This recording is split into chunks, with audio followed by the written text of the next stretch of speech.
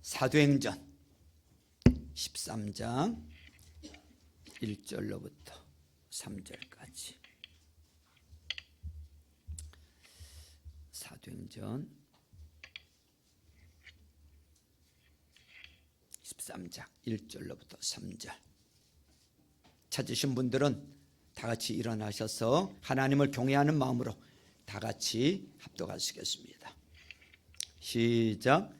안디옥 교회에 예언자들과 교사들이 있었는데 그들은 바나바와 니게르라고 하는 시몬과 구레네 사람 누기오와 분봉왕 헤롯과 더불어 어릴 때부터 함께 자란 마나임과 사울이다. 그들이 주님께 예배하며 금식하고 있을 때에 성령이 그들에게 말씀하셨다. 너희는 나를 위하여 바나바와 사울을 따로 세워라. 내가 그들에게 맡기려 하는 일이 있다. 그래서 그들은 금식하고 기도한 뒤에 두 사람에게 안수를 하여 떠나 보냈다. 아멘. 자, 서로 우리 축복합니다. 우리 예수 믿는 하나님의 자녀들이 축복을 빌면 정말 내릴 것을 믿고 우리 앞뒤 좌우 5분 이상에게 우리 서로 축복해 주세요. 하늘 복 많이 받으세요. 하늘 복 많이 받으세요. 하늘 복 많이 받으세요. 하늘 복 많이 받으세요. 하늘 복 많이 받으세요. 자, 저도 요즘 통독을 하면서 성경 통독을 하면서 전도서 5장 1절에 보니까 이런 말씀이 있더라고요. 하나님의 집에 예배하러 들어갈 때에 발걸음을 조심하여라. 형식적으로 예배 드리는 어리석은 자보다 말씀을 듣기 위해 조용히 나가는 자가 더 낫다, 이런 말씀이 있어요.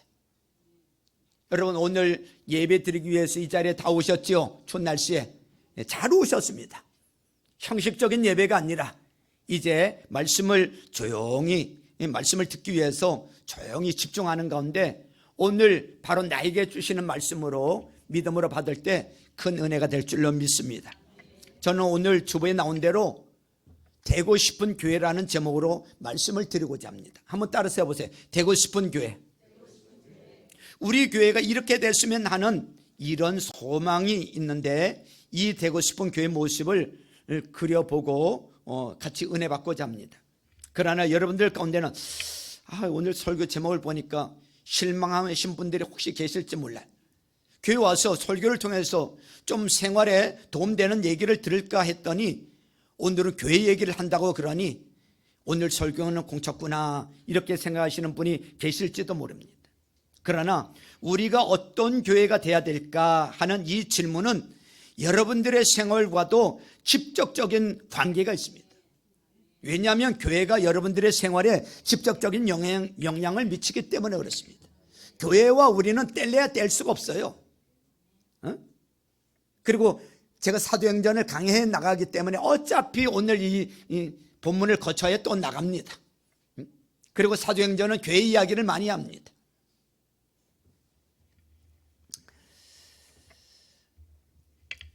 왜 교회가 여러분들의 삶 가운데 중요하냐?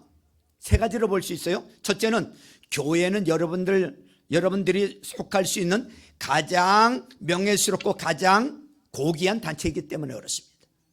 교회 회원이 된다는 것은 하늘과 땅의 모든 권세를 가지신 예수님의 종이 된다는 뜻이고요. 우리가 예수님을 영접하여 교인이 된다는 것은 하늘과 땅을 만드신 창조주 하나님의 자녀가 된다는 의미인 것입니다. 세상에 이것보다도 더 큰 특권이 따르는 단체가 어디 있습니까? 그래서 여러분들이 속한 교회가 교회의 노릇을 못할 것 같으면은 여러분들의 삶의 의미가 없어지고요. 우리의 삶의 의미가 없어져요. 삶에서 느낄 수 있는 긍지가 사라지게 됩니다. 둘째는 교회가 여러분의 삶의 중요한 이유는 교회 생활이 편하면은 여러분의 삶의 문제가 해결이 돼요. 하늘 문제가 해결되면 땅의 문제는 자연히 해결이 되어지는 거예요. 그래서 올바른 교회 생활을 통해서 하나님과 올바른 관계 속에 내가 섰을 때 주위의 복잡한 관계 문제도 자연적으로 해결이 되고 여러분들의 삶 가운데서 부닥치는 많은 문제가 자동적으로 해결되기 때문에 그렇습니다. 그래서 교회가 교회 구실을 하지 못하면은 여러분들이 오히려 교회에 와서 고민을 안게 되고 오히려 여러분의 삶이 더 복잡해지고 더 문제가 많아져요. 교회가 얼마나 중요한지 몰라요. 교회가 갔는데 딴소리나 하고 엉뚱한 얘기나 하고 맨날 분열되고 싸움이나 하고 서로 그런다 보세요. 교회 가서 문제를 해결받고 은혜 받는 게 아니라 스트레스 받아. 교회 가서 서로 싸워.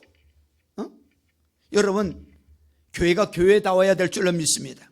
그래야 와서 예배 드리고 문제를 해결받고, 할렐루야. 셋째로, 교회가 여러분들의 삶에 중요한 이유는 이 세상 다 살고 하나님 앞에 가서 섰을 때 상 받을 기회를 부여받는 것이 바로 교회이기 때문에 그렇습니다. 그래서 바울이 에베소서 1장 23절에 얘기했듯이 교회는 그리스도의 몸이요 만물 안에서 만물을 충만하게 하시는 분의 충만함이니라 그랬어요. 이게 무슨 뜻이냐면 주님께서 주님의 피값으로 교회를 세워놓으셨어. 그리고 주님은 교회를 축복하셔. 주님은 뭘 축복하신다고요? 교회를 축복하셔. 주님이 나를 바로 축복하는 게 아니고 주님은 교회를 축복하시고 교회를 통해서 내가 복을 받는 거예요. 그게 영적 원리예요. 순서예요. 그러니까 교회가 중요해요, 안 중요해요? 중요하죠. 내가 복을 받는 곳이요. 교회는 그리스도의 몸이고 우리가 교회 멤버가 되었을 때 우리는 그리스도의 지체가 되는 거예요. 하나님께서는, 우리 주님께서는 당신의 뜻과 경륜을 교회를 통해서 이루기로 하셨기 때문에 우리가 그리스도의 지체로서 우리 할 바를 잘하면은 하나님 앞에 가서 많은 상을 받게 될 줄로 믿습니다. 그렇기 때문에 교회가 중요한 거예요. 교회를 통해서 우리가 하나님 앞에 가서 상 받는 거예요. 교회에서 정말 엉뚱한 짓이나 하고 그러면은 뭐 이곳에서 한 일이 없으면 하나님 앞에 가서 상 받지를 못하잖아. 어떤 사람이 이런 사람이 있어요. 에이, 목사님 나 교회 안 나가요. 나 교회 안 나가지만 나 예수 믿어요. 나 신앙생활 해요. 교회 안 나간대. 여러분, 교회 안 나가고 신앙생활 할 수 없어요. 그거 가짜입니다. 될 수가 없는 거예요. 그래서 여러분들이 속한 교회가 교회 노릇을 못하는 교회를 선택한다 하는 것은 여러분들이 하나님 앞에 섰을 때 그냥 빈손으로 부끄러운 모습으로 섰느냐 아니면 엄청나게 상을 받느냐 하는 것을 결정한다는 걸 아셔야 돼요. 그래서 저는 항상 기도하면서 참 우리 사랑의 동산교회가 하나님이 사랑하시고 하나님이 쓰시는 교회가 돼서 우리 성도님들이 다 교회를 통해서 긍휼을 느끼고 교회를 통해서 삶의 문제가 해결이 되고 천국 가서 상을 받을 수 있는 많은 기회를 부여받고 그 기회를 활용해서 하나님 앞에 섰을 때 여러분, 저보다도 나보다 더 많은 상을 받는 우리 성도님들 되시기를 위해서 저는 소원하고 기도하고 노력하고 있단 말이죠. 목사 혼자서 상 다 받으면 어떻게 하겠어? 안 되잖아. 저는요, 저보다 여러분들이 상 더 많이 받았으면 좋겠어. 저는 그래서 여러분들 성공시켜 드리고 싶어.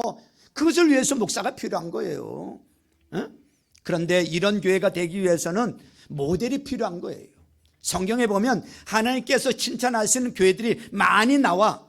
그 중에서 우리가 좀 제일 본받기를 원하는 교회가 어떤 교회일까? 저는 그러다가 오늘 본문에 나오는 안디옥 교회가 우리가 본받기를 소원해야 될 줄로 믿습니다. 왜 그러냐면 안디옥 교회냐 하면 안디옥 교회는 하나님의 소원을 아는 교회였기 때문에 그렇습니다. 하나님의 소원을 아는 교회. 여러분들, 하나님의 가장 큰 소원이 뭔지 아십니까? 하나님의 가장 큰 소원이 뭐예요? 영구원. 여러분, 예수님께서 마지막으로 우리에게 주신 지상 명령이 뭐예요? 영구원하라고, 땅끝까지 이르러 복음 전하라고, 모든 민족으로 제자 삼으라고. 하나님의 소원이 뭐냐면 하나님의 가장 큰 소원은 모든 사람이 구원받는 것이 하나님의 소원이요. 한 사람도 지옥 가는 사람 없고 모든 사람이 다 구원받는 것이 하나님의 제일 간절한 소원이란 말이죠. 그래서 이러한 하나님의 소원을 안 바울은 디모데전서 2장 4절에서 하나님께서는 모든 사람이 다 구원을 얻고 진리를 알게 되기를 원하신다고 여러분 이야기하고 있는 거예요. 여러분, 교회 생활을 하면서도 이런 하나님의 소원을 모르고 가려운 데가 있으면 가려운 데를 긁어줘야 되는데 엉뚱한 데를 긁는 교회들이 있고 성도들이 있단 말이죠. 그런데 바로 이 안디옥 교회는 하나님의 소원을 알았어요.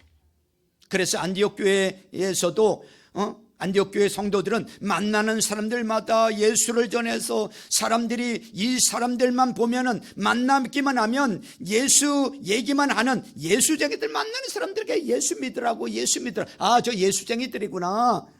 그래서 이 안디옥 교회는 최초로 누구라는 별명을 얻었어요? 그리스도인이라는 이름을 붙여줄 정도로 그런 교회였단 말이죠. 안디옥 교회 교인들은 하나님의 소원을 알았기 때문에 복음을 모르는 외국 사람들에게 또 복음을 전하는 최초의 해외 선교사를 파송하는 교회였기도 한 것입니다.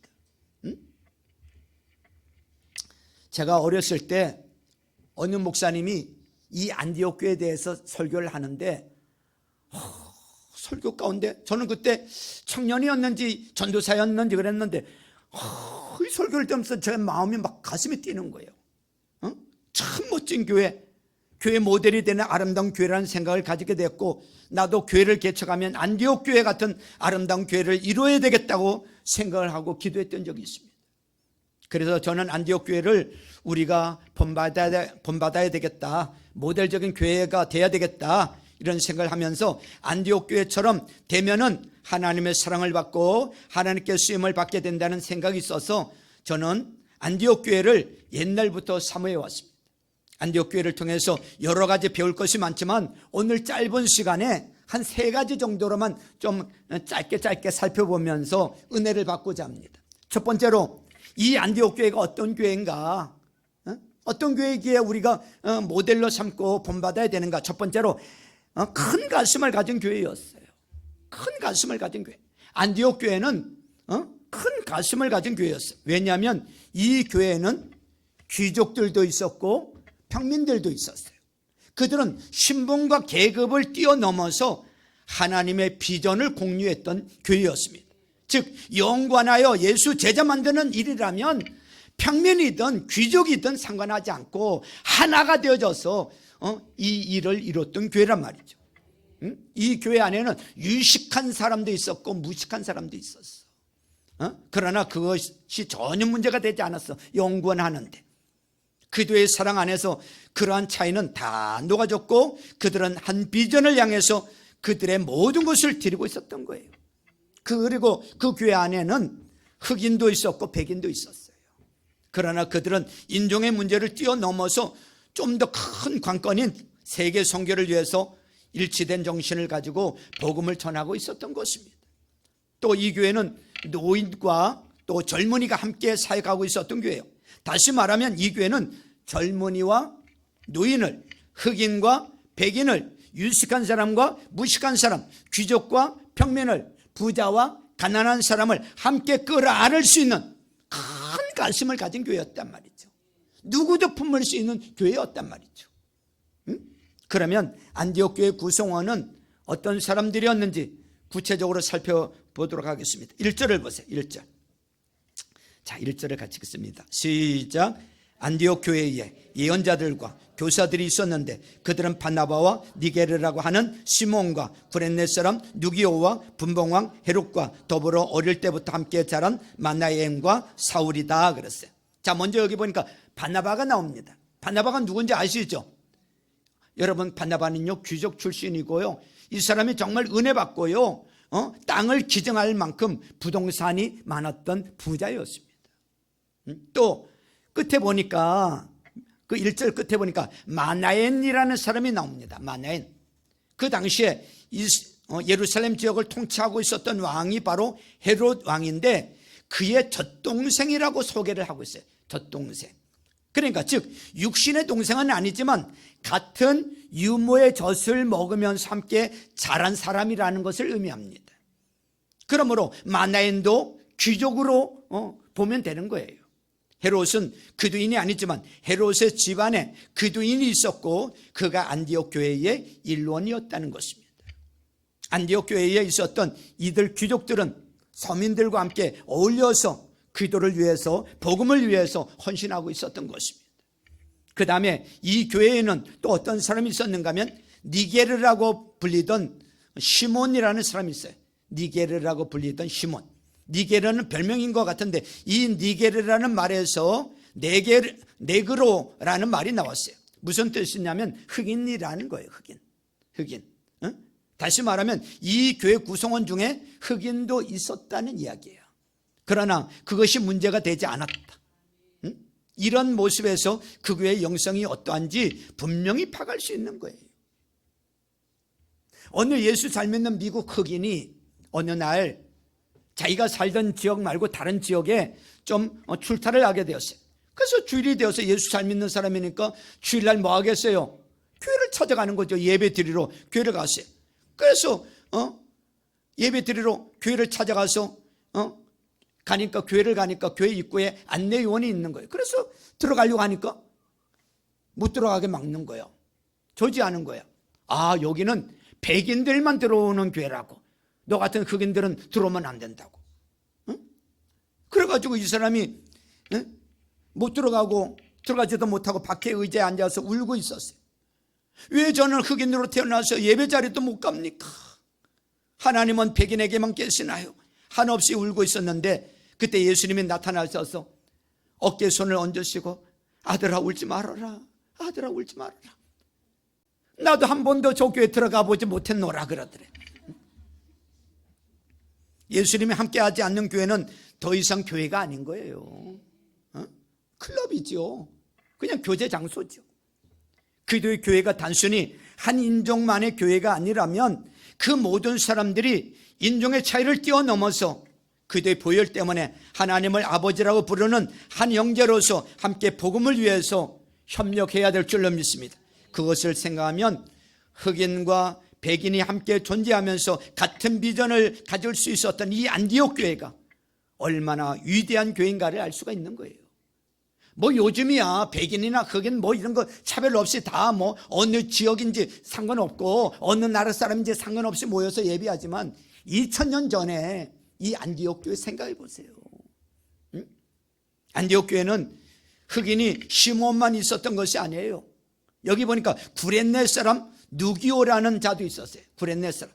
이 사람을 흑인이라고 생각하는 이유는 구레네가 북아프리카 지역이기 때문에 그렇습니다.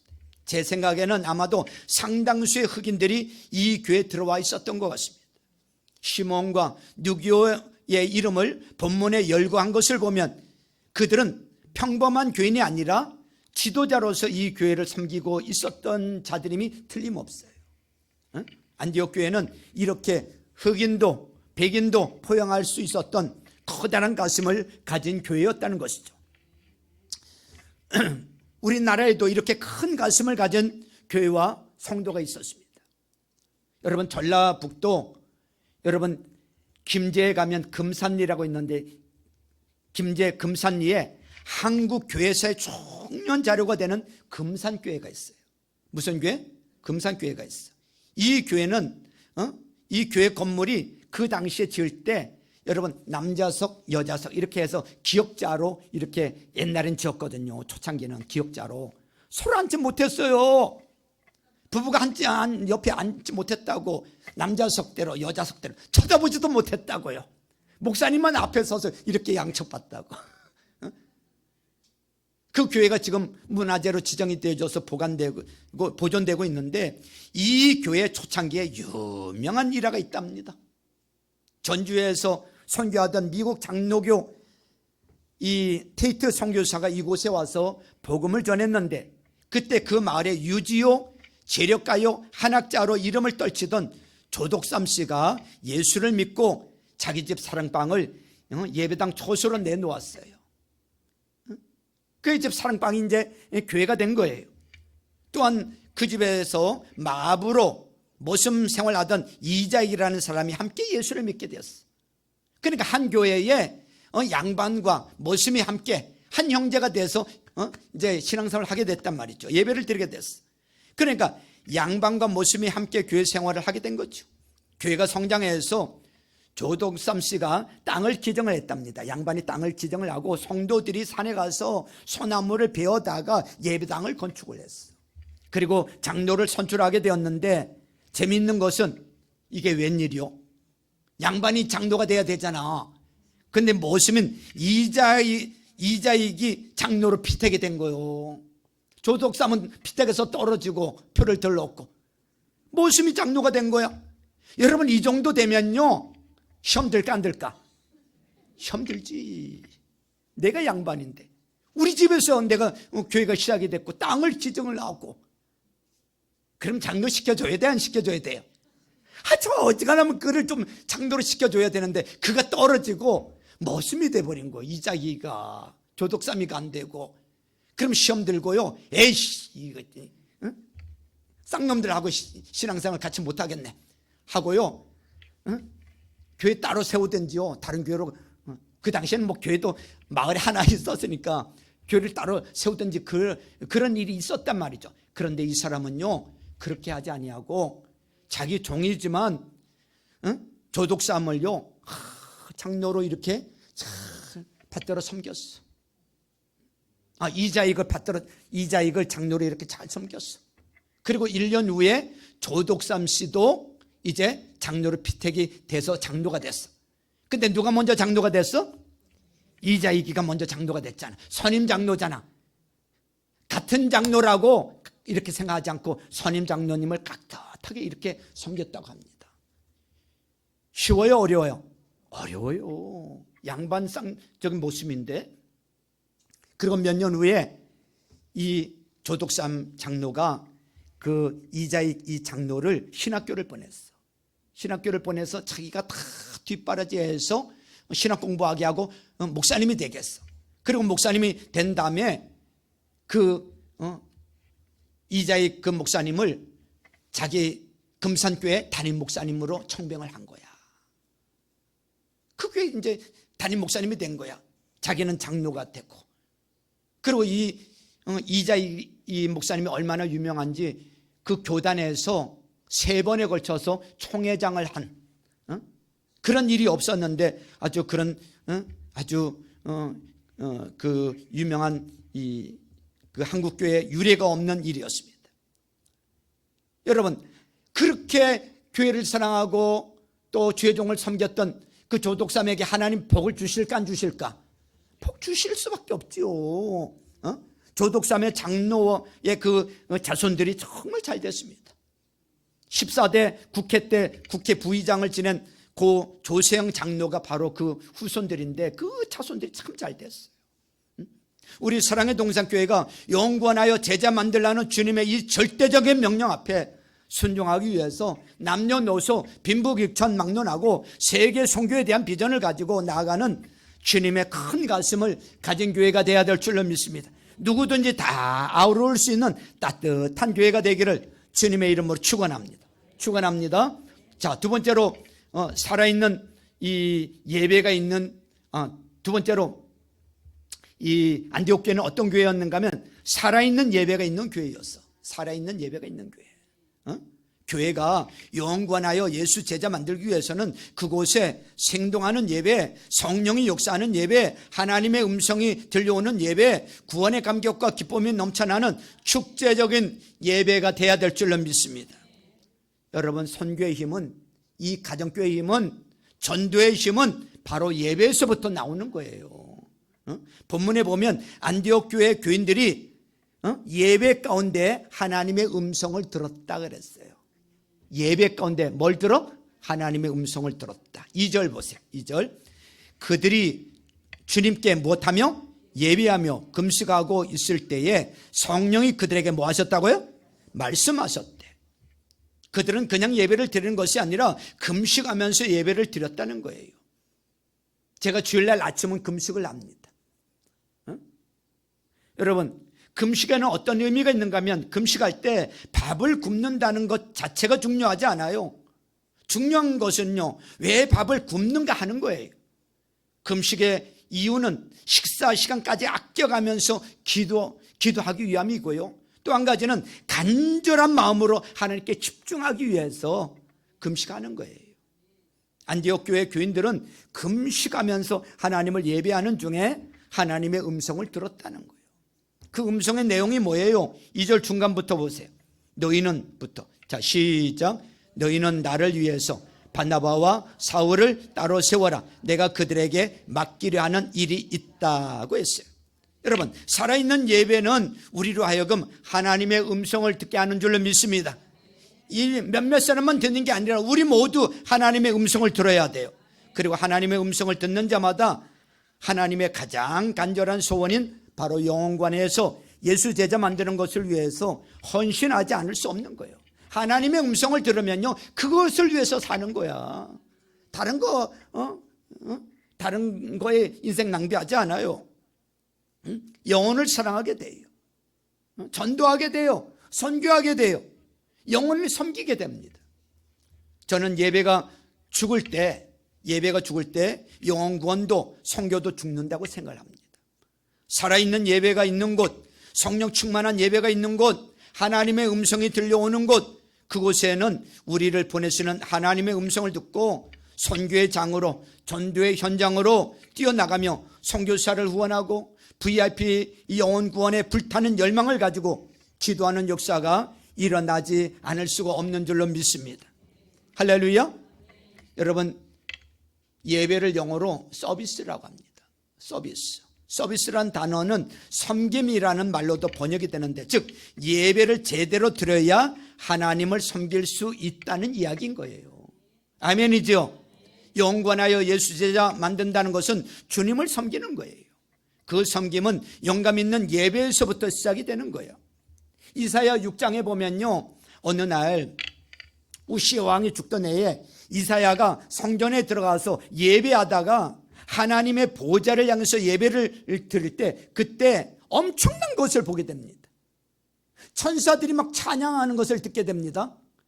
거룩하시다 거룩하시다 거룩하시다 라는 천사의 찬양대의 찬양 소리를 듣게 됩니다. 그러면서 이사야는 보좌에 앉아 계시는 주님을 봅니다.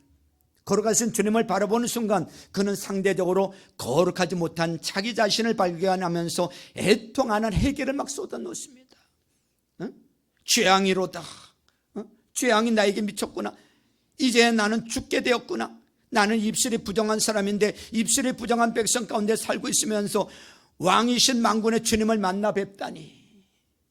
회개하며 자기의 가슴을 정결케 할 때 하나님의 음성이 들려옵니다. 뭐라고 들려오는가 하면, 내가 누구를 보낼까?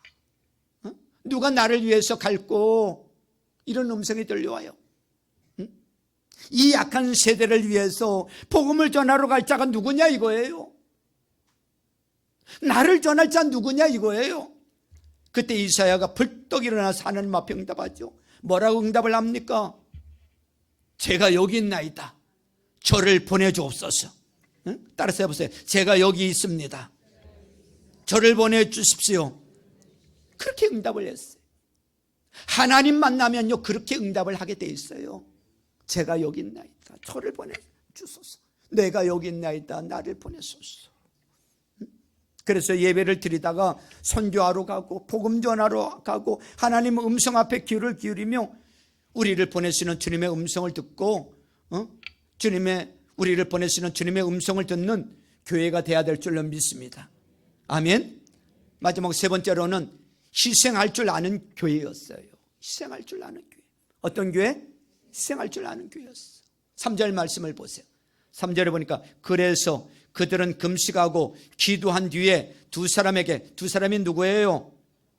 바나바와 사울이죠. 두 사람에게 안수를 하여 뭐 했어요? 떠나 보냈다 그랬어요. 우리가 성교의 필요성을 외치고 그것에 헌신할 것을 권유할 때 사람들은 보통 이런 식으로 말을 합니다. 에이, 뭐 성교에서 우리 교회에 얻는 뭐 유익이 뭐야? 또 나에게는 무슨 이익이 있어? 여러분, 이익이 없다는 이야기가 아닙니다. 여러분, 선교하면 이익이 반드시 있어요. 놀라운 축복이 있다는 걸 잊지 마세요. 복음을 전하는 일에 내 재산도 내 생명도 내 삶도 시간도 다 바치기로 작정한 사람을 하나님이 기뻐하시지 않겠습니까? 이 사람은 축복을 받아야 할 이유가 있는 사람이야.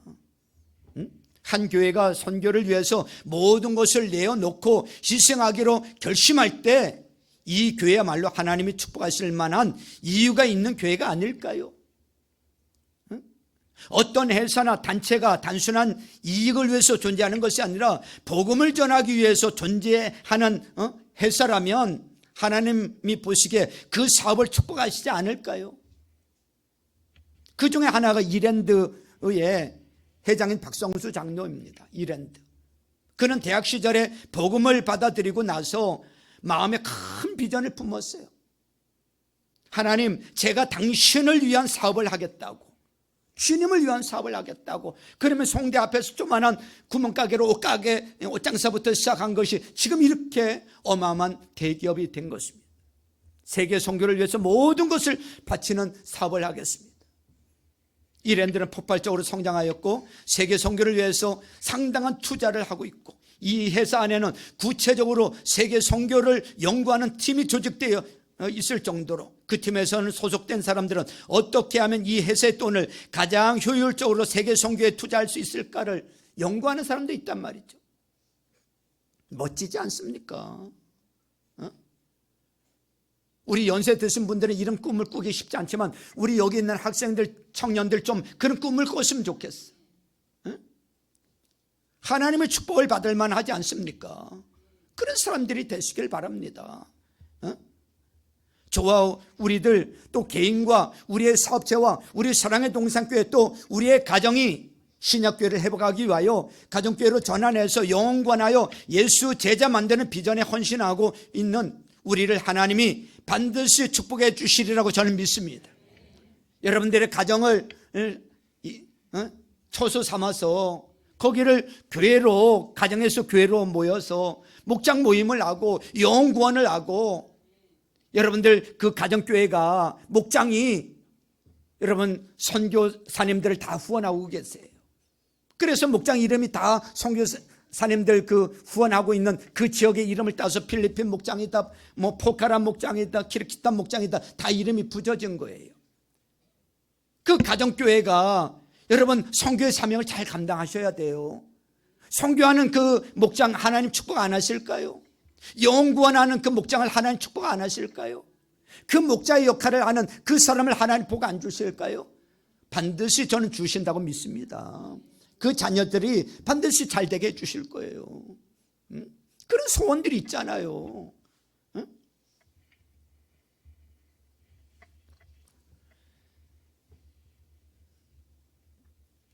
여러분, 우리는 이 가정교회를 하면서 또 선교를 하는 것은 어떤 이익이나 축복을 위해서 하는 것은 아닙니다. 그러나 사실 가정교회와 선교 그 자체는 희생이에요. 시간의 희생이고 물질의 희생이에요. 그러나 나의 희생을 통해서 내 이웃이 구원받을 수 있다면 기꺼이 이 희생을 감수하겠다는 자세가 되어야 할 줄로 믿습니다. 선교를 하려면 물질이 희생되어야 하고요, 기도하려면 시간이 희생되어야 하고요. 그러나 가장 커다란 희생은 사람을 희생하는 거예요. 안디옥 교회는 바나바와 사울을 선교사로 보냈어요. 여러분, 바나바와 사울은 안디옥 교회에서 가장 훌륭한 지도자들이란 말이죠. 담임 목사와 같은 사람들이란 말이죠. 그러면 안디옥 교회 성도들도 가장 좋은 그 지도자들을 자기들이 모시고 싶고 그의 지도를 받고 싶죠. 내놓고 싶겠습니까?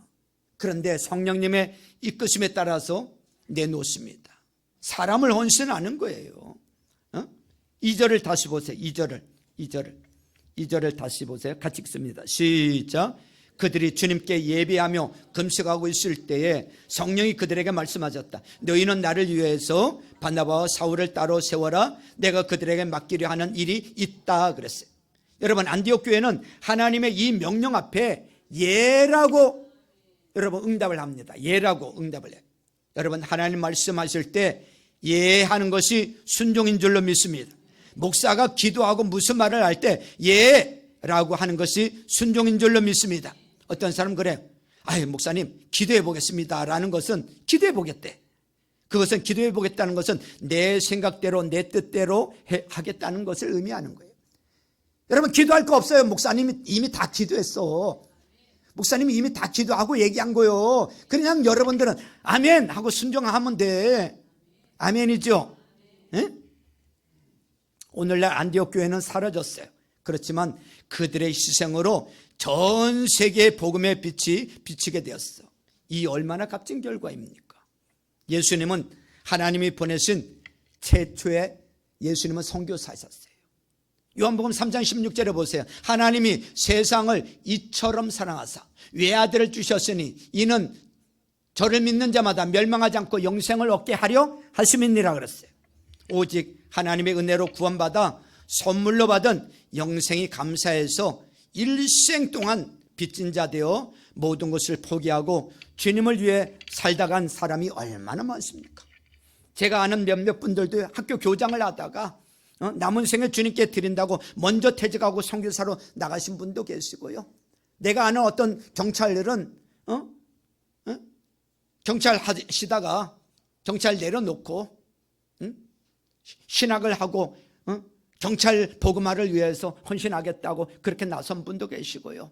어떤 의사분은 여러분 의사 선생님은 병원을 정리하고 의료 선교사로 또 간호사로 기술자로 나가시는 분도 계시고, 어느 교회 제가 잘 아는 장로님은 그 교회 대형 교회 사무장이라는 이 직책을 60세에 내려놓고 아들이 선교하고 있는 브라질에 가서 같이 선교하시다가 들어오셨는데 그 아들은 작년에 먼저 소천을 했어요. 여러분, 위대한 주님의 사람들입니다. 사랑하는 성도 여러분, 우리가 살고 있는 이 지역을 우리는 가슴에 품어야 될 줄로 믿습니다. 내 사랑하는 조국 대한민국을 가슴에 품어야 될 줄로 믿습니다. 우리가 살고 있는 이 지역에 전도의 문은 언제든지 열려 있어요. 주님, VIP들을 위해서 기도하겠습니다. 그러면서 사랑하는 남편을 위해서, 자녀들을 위해서, 부모님을 위해서, 직장 동료와 이웃들을 위해서 이들을 나에게 달라고. 주님은 우리를 필요로 합니다. 주님이 얼마든지 하실 수도 있어, 천사를 통해서. 그렇지만 주님이 직접 안 하세요. 우리를 통해서 이 일을 하기를 원하신단 말이죠. 아멘. 그러니까 이사야가 저를 보내달라고 이렇게 하잖아요. 저를 보내소서. 우리 가운데 이런 비전을 가지고 목자로 또 목료로 또 헌신하는 분들이 많이 일어날 수 있기를 주님의 이름으로 축원합니다. 사랑하는 성도 여러분, 또한 세계를 가슴에 품으세요. 여러분들 목장은 여러분들의 그 지역을, 선교 지역을 품으세요. 세계 선교의 문은 언제든지 열려 있어요. 주님, 저도 세계를 위해서 기도하겠습니다. 그러면서 아프리카를 위해서, 남아메리카를 위해서, 중국을 위해서, 인도를 위해서, 러시아를 위해서, 네팔을 위해서, 동남아시아를 위해서, 해교권 지역인 이 중동을 위해서 가슴에 품고 기도하는 거예요. 주님은 우리를 필요로 하신다는 거 잊지 마세요.